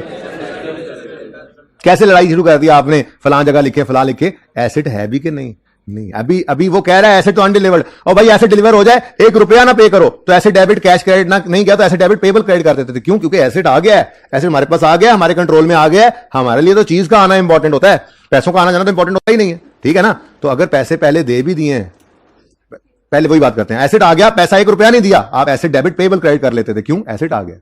आज क्या हुआ, एसेट आ गया, कंप्यूटर तो अभी ईयर एंड पे क्या है, अनडिलीवर्ड है। क्या है? अनडिलीवर्ड है। ठीक है, तो आज जब आपने कैश पे करना है तो आज आपने कंप्यूटर नहीं डेबिट करना बल्कि एडवांस फॉर कंप्यूटर नाम से एक एसेट डेबिट करना है। ये एडवांस फॉर कंप्यूटर क्या होता है? ये है right to receive computer in future. तो एडवांस डेबिट कैश क्रेडिट करेंगे। क्या करेंगे? Advance debit cash credit. और जब वो कंप्यूटर आ जाएगा तो फिर कंप्यूटर डेबिट करेंगे और फिर कैश दोबारा क्रेडिट नहीं करना, फिर उस राइट टू रिसीव एसेट को क्रेडिट कर देना। उसके लिए मैंने आपके लिए ना ये लिख लिया था, ये आप यहां से नोट कर लें। At the date of payment of advance क्या एंट्री होगी? कंप्यूटर लिख के काटा हुआ है, ये तस्वीर खींच लो ना। At the date of payment of advance क्या एंट्री होगी? Advance for computer debit cash credit. और जब ये एडवांस रिसीव हो जाएगा तो फिर उसकी एंट्री होगी, जब कंप्यूटर रिसीव हो जाएगा तो उस दिन, जिस दिन ये कंप्यूटर रिसीव हुआ है, यानी डिलीवरी हो गई है इस एसेट की, तो उस दिन एंट्री होगी कंप्यूटर डेबिट एडवांस। और वो जो एडवांस खड़ा गया था उसको अब खत्म कर लो, क्योंकि राइट टू रिसीव जो आया था वो चीज रिसीव हो गया तो राइट खत्म। ये बात समझ आई है? अब होगा क्या, इस साल की बैलेंस शीट के अंदर अगर ये 20 कहीं नजर आना भी है ना तो वो करंट एसेट्स के अंदर एडवांस फॉर कंप्यूटर के नाम से आएगा, वो पीपीई के नोट के अंदर नजर नहीं आ सकता। नोट नंबर 12 चल रहा है ना हमारा, वो 12 लिखा था ना हमने। चलो, तो नोट 12 तो हम वो बना रहे हैं, यहां जो फिगर अभी एंड पर आएगी टोटल वाली घर पे आपकी, वो यहां पे लिख सकते हैं आप, उसमें इस 20 ने नहीं जाना। ठीक है, ये 20 तो एडवांस फॉर कंप्यूटर है, ये पीपीई अभी नहीं बना। ये पूरी पिक्चर है। अगर ईयर एंड आज हो गया, क्योंकि वो कह रहे हैं साल के एंड पे अनडिलीवर्ड है, अगर अनडिलीवर्ड है तो कंप्यूटर अभी रिसीव नहीं हुआ, ठीक है। मैंने डेट यहां पर नहीं लिखी हुई, जब हमने पेमेंट की एडवांस की तो एंट्री कर ली एडवांस डेबिट। अब अगर नहीं आया एसेट तो फिर ईयर एंड पे बैलेंस शीट के अंदर आपको ये 20 रुपए करंट एसेट्स में नजर आ रहे होंगे। ये क्या है? राइट टू रिसीव कंप्यूटर है। ये भी कंप्यूटर नहीं है, ये राइट टू रिसीव कंप्यूटर है, करंट एसेट्स में शो कर देंगे, ठीक है। समझ आ गई? तो ये एडजस्टमेंट नंबर 2 है। ये सारी बहस के बाद आखिर में मुख्तसर बात कि हमने इस एडजस्टमेंट को अपने सवाल में इग्नोर करना था, क्योंकि हमारी रिक्वायरमेंट है पीपीई का नोट बनाना है। हमने क्या करना है? हमने प्रॉपर्टी प्लांट इक्विपमेंट का नोट बनाना है, ठीक है। सही है, चले आगे। चलो जी, इसको क्या कर दें जी, पॉइंट 2 को क्या कर दें? इग्नोर।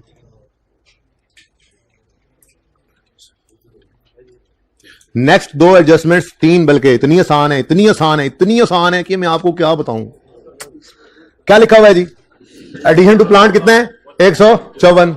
क्या करें? लिख लें। प्लांट के अंदर एडिशन कितना है जी? 154। Next addition to fixture. ओ शुक्र है उसने क्या लिखा? एक्सक्लूडिंग, ठीक है। तो इस लाइन को भी इग्नोर करना था। अगर लिखा था ना इंक्लूडिंग कंप्यूटर वाला एडवांस तो फिर फंस जाते कि फिक्सचर के अंदर एडिशन में ये भी पड़ा हुआ तो फिर 40 में से 20 निकालकर सिर्फ 20 एडिशन लेते। लेकिन शुक्र है ऐसी को बात कह रहा है एडिशन टू फिक्सचर एक्सक्लूडिंग वो 20 वाला डिपॉजिट जो है वो 40 है, तो ठीक है ना, हमने भी उसको एक्सक्लूड ही करना था। तो फिर इसका मतलब फिक्सचर में एडिशन कितना है? 40 माइनस करके 20 लिखते हैं यहां पे। क्या ये पढ़ो ना, एडिशन टू फिक्सचर कितना है? 40। ये समझ आ रहा है? ठीक है। आगे वो कह रहा है इस 40 में वो 20 नहीं पड़ा, तो अच्छी बात है ना, नहीं पड़ा तो। अगर पड़ा होता तो हम निकाल देते बाहर, क्योंकि वो एडिशन पीपीई में आने ही नहीं, अभी वो एसिड ही नहीं आया अभी तक, ठीक है। ये समझ आइए सबको? अच्छा जी, point number 5, following acids are sold. Disposal आ गया प्लांट पे और फिक्सचर पे। Step 1, we will credit the acid account with cost of acid disposed of. Following acids are sold, plant बिका है, कॉस्ट है 277। Step 2, we will debit the accumulate. बड़ा आसान सवाल है, सारा कुछ में हुआ पड़ा था, ठीक है ना। बहरहाल we will debit the accumulated depreciation account with accumulated depreciation of disposal from date of purchase till date of. यहां पे लिखता है डेप्रिसिएशन ब्रॉड फॉरवर्ड, मतलब यूं कह लें अक्यूमुलेटेड डेप्रिसिएशन ब्रॉड फॉरवर्ड का मतलब क्या है? क्या है मतलब? एज ऑन 1 जनवरी 15, यानी हमारा ब्रॉड फॉरवर्ड मतलब यही है ना, मतलब हमारे साल के पहले दिन की डेप्रिसिएशन ये है। सेल प्रोसीजर क्या करना? फिलहाल मैं कह रहा हूं हमारे इस पीपीई के नोट के सवाल के अंदर मुझे कैश से कोई लेना देना ही नहीं होगा, ठीक है। क्यों? क्योंकि कैश रिकॉर्ड करके गेन लॉस आता है, वो तो प्रॉफिट एंड लॉस में जाता है, और मैं प्रॉफिट एंड लॉस बना नहीं रहा, तो मैंने सिर्फ डिस्पोजल के पहले 2 स्टेप्स को नोट के अंदर लेना होगा। एसेट अकाउंट को एसेट की कॉस्ट से क्रेडिट करना है, और भाई एसेट अकाउंट को क्रेडिट करना है एसेट की कॉस्ट से, या रिवैल्यूड अमाउंट का रिवैल्यूड एसेट डिस्पोज, लेकिन रिवैल्यूड डिस्पोज हो नहीं रहा, इसलिए मैं सिंपल रख रहा हूं बात को। एसेट अकाउंट को क्रेडिट करना होता है एसेट की कॉस्ट से, और अक्यूमुलेटेड डेप्शन अकाउंट को डेबिट करना होता है जाने वाले एसेट की अक्यूमुलेटेड डेप्रिसिएशन से डेट ऑफ परचेज से डेट ऑफ सेल तक। अब मसला यह है कि इसने हमें डेप्रिसिएशन दी हुई है हमारे साल के पहले, इस एसेट की रिलेटेड डेप्शन है हमारे साल के पहले दिन तक की, और अगला मसला यह है कि इस सवाल में डिस्पोजल की डेट गिवन नहीं है। उससे आगे लैंड बिल्डिंग है, एपिडेप्शन मेथड वगैरह है, तो सवाल के अंदर डेट ऑफ डिस्पोजल गिवन ना हो तो मसला नहीं है, तो सहूलत हो गई। थोड़ी देर पहले एक लाइन लिखवाई है, अगर सवाल में डेट ऑफ एडिशन या डेट ऑफ डिस्पोजल गिवन ना हो तो साल का पहला दिन अज्यूम करते हैं। अब अगर हम इसको साल का पहला दिन अज्यूम कर लें कि डिस्पोजल हुआ है, तो फिर तो हमें ये भी फिगर बनी बनाई मिल गई ना। क्यों? क्योंकि अगर ये साल के पहले दिन पे डिस्पोज हो रहा है तो इस दिन तक की डेप्शन ये पड़ी हुई है, मतलब इस सवाल में तो कुछ भी नहीं करना था, ठीक है। स्टेप 1, प्लांट अकाउंट में से 277 को क्या कर दो? क्रेडिट, यानी माइनस। प्लांट में 277। स्टेप 2, प्लांट जाने वाले प्लांट की अक्यूमुलेटेड डेप्रिसिएशन को कर दो डेबिट, वो भी बनी बनाई बन गई है हमारे पास, ठीक है ना। 100 आगे डेट गिवन होती तो फिर कुछ अरसे की और डेप्रिसिएशन में चार्ज करनी पड़ती ना, लेकिन मसला ही कोई नहीं हुआ। 195, इधर देखो 190, ठीक है। स्टेप 3 क्या होता है? स्टेप 3 यू रिकॉर्ड कैश करो तुम लोग, मैंने नहीं करना record cash. Step 4, balance figure क्या होता है? गेन या लॉस जाता है, प्रॉफिट एंड लॉस निकालो, ले जाओ, मैं तो बना नहीं रहा प्रॉफिट एंड लॉस। बात समझ गए? पीपीई के नोट के लिए ये सवाल खत्म, आगे बढ़ो। फिक्सचर्स सेम, कॉस्ट भी गिवन है, अक्यूमुलेटेड डेप्शन भी गिवन है, तीसरे चौथे स्टेप की हमें कोई जरूरत ही नहीं है। कितनी कॉस्ट है भाई जाने वाले एसेट की? 41, और इसकी अक्यूमुलेटेड डेप्शन क्यों कह दिया इसको अक्यूमुलेशन? क्योंकि डेट गिवन नहीं थी, इसलिए साल का पहले दिन अज्यूम किया डिस्पोजल की डेट, और उस दिन तक की डेप्शन उसने कहा ये पड़ी हुई है ब्रॉड फॉरवर्ड, इससे रिलेटेड, ठीक है। समझ गए? Point number 8 building 2% straight line, plant 20% straight line, fixture 25% reducing balance. लो ए मुफ्त नंबर तो ले लो जी। लैंड का नहीं बताया उसने डेप्शन मेथड। अच्छा जी। बिल्डिंग स्ट्रेट लाइन 2%, फिर प्लांट भी स्ट्रेट लाइन 20% और रिड्यूसिंग बैलेंस 25%। अगली बात, अभी 2 पॉइंट पढ़ाने हैं, पता लगेगा आपको कि लैंड और बिल्डिंग जो है वो रीवैल्यूएशन मॉडल पे हैं, बाकी कोई नहीं है। बस 2 पॉइंट्स रह गए अब जो घर पे ट्राई करने हैं, जिनकी तरतीब अभी बताने लगा हूं। लेकिन फिर भी ये सवाल मैं चाहूंगा कि कल हम दोबारा करें। बार क्यों पता नहीं दिल कर रहा है मेरा, क्योंकि सब नोट्स भी इसके बनवाने हैं ना मैंने, ठीक है। तो इसीलिए इसी सवाल को दोबारा करवा के फिर आगे कंटिन्यू करेंगे, कंप्लीट भी करेंगे। अच्छा बहरहाल अभी तो टाइम है। अच्छा सुने, अगर एसिड रीवैल्यू हो रहा हो तो वर्किंग में क्या करते हो, जरा जल्दी से बताना। एक लाइन खाली छोड़ते हो और मैं वर्किंग 1 कर रहा हूं जी। डेट, डिस्क्रिप्शन, एसेट का नाम है लैंड, अभी दिखाता हूं, revaluation surplus, profit and loss. इधर देखो, land and building were revalued on यकम जनवरी 15, ₹2,1500। ये क्या है 1500, लेकिन लैंड और बिल्डिंग की इकट्ठी है, ठीक है। आगे वो कहता है of which land is worth 900, तो मतलब बिल्डिंग फिर 600, यानी कि हमें यकम जनवरी 15 पर रीवैल्यूड अमाउंट गिवन है। ये साल के पहले दिन रीवैल्यूएशन हो रही है, start of the year revaluation. अब लैंड की अगर बात करें तो मुझे यकम जनवरी 15 पर लैंड की बुक वैल्यू चाहिए। मैं यकम जनवरी 15 पर एक लाइन खाली छोड़कर रीवैल्यूड अमाउंट लिखूंगा, कितनी गिवन है 900, तो मेरे पास आ जाएगा सरप्लस या लॉस। क्या ख्याल है, समझ रहे हो। अब इधर देखो, लैंड की बुक वैल्यू कितनी है 500, डेप्शन तो होती ही नहीं है, ठीक है। तो 500, 900, 400 क्या आ गया, रीवैल्यूएशन सरप्लस। वर्किंग में ये करते थे, कर दिया। एंट्रीज में क्या करते थे, स्टेप 1 ट्रांसफर, एंट्री बोलो, एक्यूमुलेटेड, एक्यूमुलेटेड डेप्रीसिएशन का अकाउंट डेबिट यानी माइनस, और एसिड का अकाउंट क्रेडिट यानी माइनस। यहां पे क्या लिखा, ट्रांसफर, और यहां पे भी क्या लिखा, ट्रांसफर। वो अलग बात है कि लैंड की डेप्शन थी नहीं तो कुछ आया नहीं, यहां पे बिल्डिंग का आ जाएगा अभी, समझ रहे हो। स्टेप 2 क्या करते थे, रीवैल्यूएशन सरप्लस या लॉस रिकॉर्ड करते थे। अच्छा सरप्लस आ रहा है, लॉस आ रहा है, सरप्लस आ रहा है, कितना आ रहा है 400 का, 400 की एंट्री बोलो, लैंड डेबिट कितने से 400 से। यहां पे सिर्फ लिख दो रीवैल्यूएशन, जान छूटी।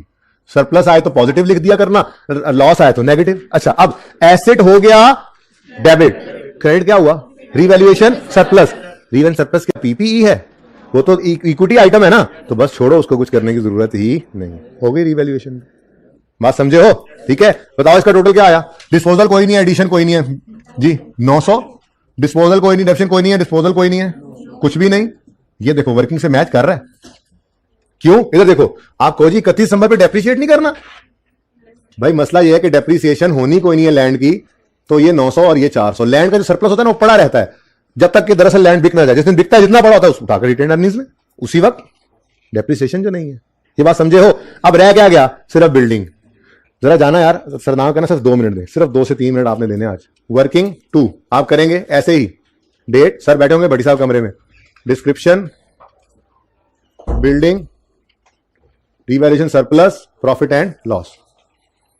उसी तरह से यकम जनवरी 15 पर बुक वैल्यू चाहिए, किसकी अब चाहिए, ये 400 है बुक वैल्यू, 400 है नहीं, 400 में से 80 माइनस करो इस दिन का, 320 है बुक वैल्यू। तो करेंगे कल दोबारा करेंगे सवाल को, लेकिन मुझे पता है कि आप घर पे एक बार इसको फिर भी कर लेंगे। कल तो फिर सिर्फ हम वो प्लस्तर करेंगे ना इनके कॉन्सेप्ट को, अभी तो पक्के तो चले, पक्के तो हो जाएंगे ना, ठीक है जी। 320 है बुक वैल्यू, बोलो एक लैंड खाली छोड़ो, और रीवैल्यूड अमाउंट कितनी है, हाँ 600 बची हुई 900 और 600 टोटल 1500, क्या आ गया 200 तुसी, 200 तुसी, रीवैल्यूएशन सरप्लस आ गया, ठीक है जी। रीवैल्यूएशन ठीक है, क्या है भाई, अच्छा चले, अच्छा जी सही है, सही है। अब इधर देखो, इधर देखो, रीवैल्यूएशन के दिन क्या करना है, क्या करना है, क्या करना है, वर्किंग में ट्रांसफर की एंट्री बोलो बोलो बोलो, accumulated depreciation debit, asset credit, कितनी डेप्शन पड़ी है 80 की सामने नजर आ रही है, करो ट्रांसफर, करो ट्रांसफर। स्टेप 2 रिकॉर्ड करेंगे डेप्रिसिएशन, सॉरी रीवैल्यू सरप्लस या लॉस। क्या आ रहा है? सरप्लस, सरप्लस है तो एसेट बढ़ गया, एसेट का बढ़ना डेबिट। और दूसरा इंपैक्ट रीवैल्यूएशन, वो तो हम बना ही नहीं रहे रिवैल्यू सरप्लस का लेजर, वो तो स्टेटमेंट ऑफ इक्विटी के अंदर बनता होता है, जरूरत नहीं है, बस काम हो गया अपना, काम हो गया जी, कोई डिस्पोजल नहीं है। ठीक है, अच्छा अब वर्किंग से मैच ना करना क्योंकि एक एडिशन भी इसके अंदर पड़ गया है। अब आप ये जरूर कह सकते हो सर इसको नहीं रीवैल्यू करना था, तो मैं कहूंगा बेटा ये तो इसी दिन आया है, इसकी तो फेयर वैल्यू भी इस दिन 100 ही होगी, इसलिए ये अलग पड़ा है। वो ओपनिंग वाले हैं जो रीवैल्यू होकर बढ़े 1500 पे गए, ठीक है ना। ये तो इसी दिन बिल्डिंग आई, इसकी तो रीवैल्यूड अमाउंट इसकी सब कुछ यही है, ठीक है ना, ये एडिशन लगी रखो। ओके, अच्छा अब करना क्या होगा, जो आपने करना है, इधर देखो, इधर देखो, इधर देखो, ये मैंने क्या किया, ये कॉस्ट मॉडल वाले हैं, कोई ट्रांसफर की एंट्री हो ही सकती, सरप्लस लॉस की एंट्री भी हो ही सकती। ठीक है, समझ आ गई। करना क्या है, करना क्या है, वो आप अभी रहती है depreciation expense, depreciation expense, depreciation expense. ठीक है, सही है। प्लांट प्रोडक्शन एक्सपेंस कैसे निकालोगे, on opening excluding disposal, on addition, on disposal. Working याद है, बिल्कुल वैसे ही वर्किंग करनी है आप। ठीक है, ऐसे ही फिक्सचर में on opening excluding disposal, on addition, on disposal, यहां पे डेप्रिसिएशन निकल आएगी, क्लोजिंग खत्म कहानी। ठीक है, प्लांट, इससे लैंड की डेप्रिसिएशन होनी ही है, बिल्डिंग की डेप्रिसिएशन के लिए आपको इस वर्किंग से भी हेल्प मिलेगी।